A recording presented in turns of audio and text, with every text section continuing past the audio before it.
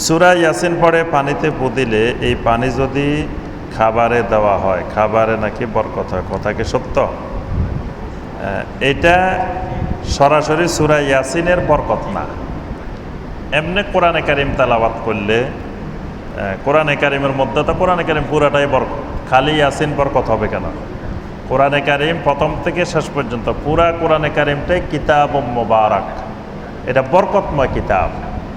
তবে বরকত নেওয়ার পদ্ধতি আছে, বরকত নিজের ইচ্ছা মতো নেওয়া যায় না।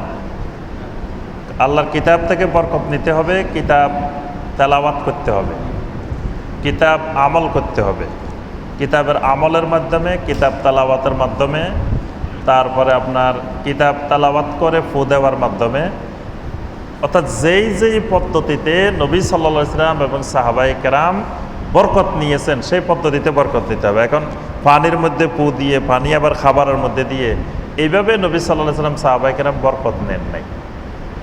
খাবারের মধ্যে বরকত এমনিই হবে, খাবার যদি আমার হালাল রিজিক দ্বারা হয়, হ্যাঁ বিসমিল্লাহ বলা হয়, তো বরকত আল্লাহ পাক এমনি দিবেন, সেখানে সূরা ইয়াসিন পড়ে পু দেওয়ার দরকার নেই। আর যেটা নবী সাল্লাল্লাহু আলাইহি ওয়াসাল্লাম বলেন নাই, এরকম জিনিসকে কেউ যদি শর্ত করে, এটা বেদাত। মানে যেটাকে নবী সাল্লাল্লাহু আলাইহি ওয়াসাল্লাম শর্ত করেন নাই, সেটার শর্ত বানানোটা আরেকটা বেদাত। যা মাজারের উদ্দেশ্যে মিষ্টি সিন্নি খাবার কি খাওয়া যাবে? কোনো পশু দিলে কি খাওয়া যাবে? আল্লাহ পাক কতগুলো জিনিসকে হারাম করছেন, কোরআন কারিমে সরাসরি আয়াত নাযিল হয়েছে। হুররিমাত আলাইকুমুল মাইতাতু ওয়াদ-দামু, এইভাবে আল্লাহ পাক কতগুলো জিনিসকে স্পষ্ট করে হারাম করেছেন। আবার ইয়া আইয়ুহাল্লাযীনা আমানু ইন্নামাল খামরু ওয়াল মাইসিরু ওয়াল আনসাবু ওয়াল আজলাম, এখানে 4 ধরনের জিনিসকে আল্লাহ পাক সরাসরি বলছেন রিজসুন মিন আমালিশ শায়তান ফাজতানিবু, এগুলোকে হারাম বলছেন। তো সেখানে আনসাব, আনসাব হলো যেগুলো বেদির উদ্দেশ্যে, মানে জাহেলি যুগে লোকেরা মূর্তির উদ্দেশ্যে এই খাবারগুলো নিয়ে আসতো, এই জিনিসগুলো নিয়ে আসতো, সেগুলোকে আল্লাহ পাক নিষেধ করে দিয়েছেন, এগুলো খাওয়া যাবে না। তো ঠিক আজকেও যদি পৃথিবীতে কেউ এরকম কবরের উদ্দেশ্যে, কবরবাসীর উদ্দেশ্যে, মাজারে আনা মানে কি, ওই মাজারে যিনি শুয়ে আছেন, যিনি কবরস্থ আছেন, ওনার উদ্দেশ্যে নিয়ে আসতে, এবং ওনাকে এমন পাওয়ারফুল মনে করা হয়েছে যে উনি আমার এই উদ্দেশ্যটা হাসিল করে দিতে পারেন, অর্থাৎ শিরকি উদ্দেশ্যে নিয়ে আসা হয়েছে। এই উদ্দেশ্যে এনে যদি কেউ আল্লাহর নামেও জবাই করে, তাও এটা খাওয়া হালাল হবে না। কারণ একজন মুশরিকও তো আল্লাহু আকবার বলে জবাই করতে পারে, তাহলে কি হালাল হবে? একজন মুশরিক কিন্তু জবাই করছে বিসমিল্লাহি আল্লাহু আকবার, হালাল হবে? কথা কয় না। একজন অমুসলিম একটা গরু জবাই করছে, গরু জবাই করার সময় বলছে বিসমিল্লাহি আল্লাহু আকবার, হালাল হবে কিনা? কেন হবে না? তার অন্তরে নাই, মুখে বলছে, তার অন্তরে বিসমিল্লাহি আল্লাহু আকবার নাই। এই জন্য এটা জবাই করার সময় যত বিসমিল্লাহি আল্লাহু আকবার বলা হোক, তাও হালাল হবে না, কারণ এটা তো আনা হয়েছে শিরকের উদ্দেশ্যে। এই জন্য এই জাতীয় মিষ্টি খাবার, সিন্নি, এগুলো খাওয়া যাবে না। আচ্ছা, নির্বাচনে ভোট দিলে আকীদায় প্রবলেম হচ্ছে, আর না দিলে সামাজিকভাবে সমস্যা পড়ছি, এখন আমি কি করব বুঝিয়ে বললে উপকৃত হব। এটা আমরা এর আগেও বলছি যে এই জাতীয় বিষয়গুলো আমরা এখানে আলোচনার মধ্যে না আনাটাই ভালো। আর শুনেন, সব জিনিস সবসময় আলোচনা করতে হবে, এটা জরুরি বিষয় না। আর একজন আলেম মানে তিনি সব বিষয়ের বিশেষজ্ঞ, তাও না।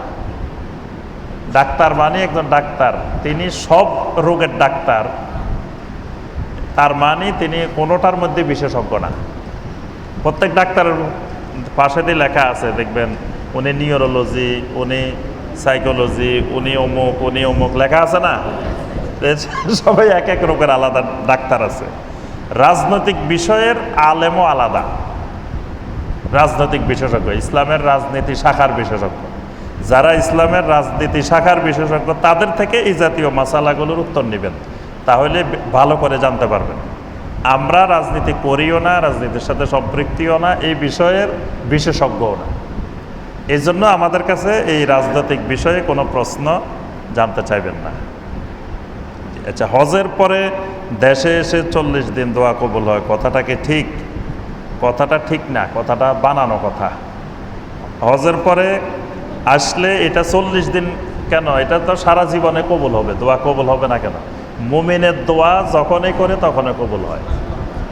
আর উনি যদি মুমিন হন তো আরও আলহামদুলিল্লাহ, তিনি যদি হজ্জে মাবরুর করেন, তিনি তো মাসুম হয়ে দেশে ফিরছেন, তো ওনার দোয়া 40 দিন কেন, উনি মৃত্যু পর্যন্ত সারা জীবন কবুল হবে। যে রাসূল সাল্লাল্লাহু আলাইহি ওয়াসাল্লাম মুকিম অবস্থায় কখনো কোরবানি দেননি, তাহলে আমরা কেন দিই? মুকিম অবস্থায় দেন নাই মানে কি? রাসূল কি শুধু সফর অবস্থায় কোরবানি দিছেন? এই কথাটা তো বুঝি নেই। নবী সাল্লাল্লাহু আলাইহি ওয়াসাল্লাম মুকিম অবস্থায়ও কোরবানি দিছেন, সফর অবস্থায়ও কোরবানি দিছেন, সব অবস্থায় দিছেন। মুকিম অবস্থায় নবী সাল্লাল্লাহু আলাইহি ওয়াসাল্লাম কখনোই বাদ দেন নাই, সফর অবস্থায় কখনো কখনো বাদ দিছেন। এই জন্য সফর অবস্থায় কোরবানি সুন্নতে মুআক্কাদা না, সফর অবস্থায় মুস্তাহাব, দিলে ভালো, না দিলে কোনো অসুবিধা নেই। আর যখন আমরা এলাকায় থাকবো, মুকিম থাকবো, হ্যাঁ ওইটাই বুঝাইতে চাইছেন। কিন্তু নবী সাল্লাল্লাহু আলাইহি ওয়াসাল্লাম মুকিম অবস্থায় কোরবানি দিয়েছেন। তবে আবু বকর এবং ওমর রাদিয়াল্লাহু তাআলা আনহুমা, ওনারা মাঝে মাঝে কোরবানি দিতেন না। তখন তাদেরকে জিজ্ঞাসা করা হলো যে আপনারা কোরবানি দেন নাই কেন? তারা বলছেন যে এটা যেহেতু ওয়াজিব না, এটা ফরজ না, এই জন্য মাঝে মাঝে ফরজ ওয়াজিব না হলে সেই জিনিস ছেড়ে দিতে হয়, যাতে অন্যরা বুঝে যে এটা ফরজ ওয়াজিব না। সবসময় করতে থাকলে সবাই মনে করবে যে এটা ওয়াজিব, এটা ফরজ। এই জন্য সাহাবায়ে কেরাম মাঝে মাঝে ছাড়তেন, কিন্তু নবী সাল্লাল্লাহু আলাইহি ওয়াসাল্লাম প্রতি বছরই দিতেন। আর যদি বলেন যে শরীকে দেন নাই, কোরবানির সুন্নত হইল এক পরিবারের সবার পক্ষ থেকে একটা পশু কোরবানি দেওয়া, এটাই হলো সুন্নাহ। তো নবী সাল্লাল্লাহু আলাইহি ওয়াসাল্লাম সেই অনুযায়ী আমল করছেন। আর সফর অবস্থায় নবী সাল্লাল্লাহু আলাইহি ওয়াসাল্লাম একাধিক শরীকে কোরবানি দিয়েছেন। এখন এটা সফর অবস্থার সাথে খাস কিনা, এটা নিয়ে ওলামায়ে কেরাম ইখতিলাফ করেছেন। কেউ কেউ বলছেন যে না, এটা সফরের সাথে খাস, আর কেউ কেউ বলছেন যে এটা সফরের সাথে খাস নয়, এটা মুকিম অবস্থায়ও করা যাবে। সৌদি আরবের শায়েখদের মধ্যে শায়েখ বিন বাজ রাহিমাহুল্লাহ, শায়েখ মোহাম্মদ বিন সালেহ আল উসাইমিন রাহিমাহুল্লাহ, শায়েখ আলবানী রাহিমাহুল্লাহ, অর্থাৎ সারা বিশ্ব, সারা পৃথিবী যাদেরকে বর্তমান আধুনিক যুগের ইমাম হিসাবে, মুজতাহিদ হিসাবে গ্রহণ করেছেন, তারা সকলেই বলছেন যে এটা সফরের সাথে খাস নয়, এটা মুকিম অবস্থায়ও একাধিক শরীকে কোরবানি দেওয়া যাবে, জায়েজ। একটু আগে আমরা জায়েজ আর সুন্নত বলছি না, তো এটা জায়েজ। তবে উত্তম পন্থা হলো যে বাগে না দিয়ে নিজে একা দেওয়া, এটাই হলো উত্তম। আর একটা কথা আমি সবসময় বলি যে আপনার অর্থাৎ শুধুমাত্র সফরে বাগে দেওয়া যাবে, মুকিম অবস্থায় দেওয়া যাবে না, এই কথাটা, অর্থাৎ এটাকে মুকিম এবং সফরের সাথে খাস করা, এটা পৃথিবীর কোনো ইমাম, কোনো মুস্তাহিদ, কোনো ফকিহ এই ব্যাপারে দ্বিমত পোষণ করেন নাই। অর্থাৎ সবার ঐক্যমতে এটা জায়েজ। তো বলে সবার ঐক্যমত হলে আমরা বাংলাদেশে তো আমাদের কোনো কোনো সম্মানিত শায়েখদের থেকে শুনি যে এটা জায়েজ নেই। তো এটাকে আমরা বলি যে সম্মানিত শায়েখেরা শায়েখদের দৃষ্টিভঙ্গিতে তারা বলেন, এটা নিয়ে কোনো ধরনের ভুল বুঝাবুঝির অবকাশ নাই। তারা অবশ্যই বড় আলেম, বড় শায়েখ, এ ব্যাপারে কোনো সন্দেহ নাই। তবে তারা ইমাম, ফকিহ, মুজতাহিদ না। তিনটা কথা বলছে, ইমাম, ফকিহ, মুজতাহিদ।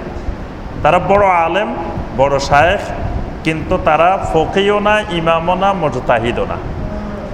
সুতরাং যারা ফকিহ, ইমাম, মুজতাহিদ না, তারা যে কোনো ইখতিলাফ করতে পারেন, কিন্তু সেই ইখতিলাফ ধর্তব্য না, মানে সেই ইখতিলাফ আমরা গ্রহণযোগ্য না। ইখতিলাফ যে কারো করার অধিকার আছে। আমি একটা বিষয় ইখতিলাফ করতে পারি, কিন্তু আমার ইখতিলাফ আপনাদের জন্য এটা ধরার বিষয় না, কারণ আমি ইমামও না, ফকিহও না, মুজতাহিদও না। তো সারা দুনিয়া যাদেরকে ইমাম মনে করেন, যাদেরকে ফকিহ হিসাবে গ্রহণ করেছেন, মুজতাহিদ হিসাবে গ্রহণ করেছেন, তারা এই বিষয়ে দ্বিমত পোষণ করেন নাই।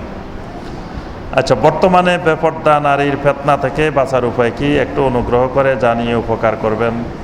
এটা তো আপনি ভালো জানেন, এটা তো বলার সবসময় চেষ্টা করবেন আমার নিজেকে হেজাবের আওতায় রাখা। পুরুষের জন্য হেজাব ফরজ, নারীর উপরেও হেজাব ফরজ। নারী হেজাব পালন করতেছে না তাই বলে আমি হেজাব ছাড়বো না, আমি আমার হেজাব রক্ষা করব। আমি যদি আমার দৃষ্টিকে সংযত রাখি, তারপর আমার যৌবনকে হেফাজত করি, সবসময় আল্লাহর কাছে এই ফিতনা থেকে পানা চাই, তো চেষ্টা করব সর্বাত্মকভাবে আমি এই ফিতনা থেকে বেঁচে থাকার। ঈদগাহের বাম পাশে মাজার থাকলে সেখানে কি সলাৎ হবে? ঈদগাহের সামনে তো কোনো অবস্থায় থাকা যাবে না, আর ডান পাশে বাম পাশে যদি থাকে তাহলেও আলাদা ওয়াল দিয়ে সেটাকে ভিন্ন করে দিতে হবে। হ্যাঁ, কিছু দিয়ে এটাকে আলাদা করতে হবে। যদি আলাদা করা না থাকে তাহলে সলাত আদায় করা যাবে না, আর আলাদা করা থাকলে সলাত আদায় করা যাবে। জি, সুবহানাকাল্লাহুম্মা বিহামদিকা আশহাদু আল্লা ইলাহা ইল্লা আনতা আস্তাগফিরুকা ওয়া আতুবু ইলাইক।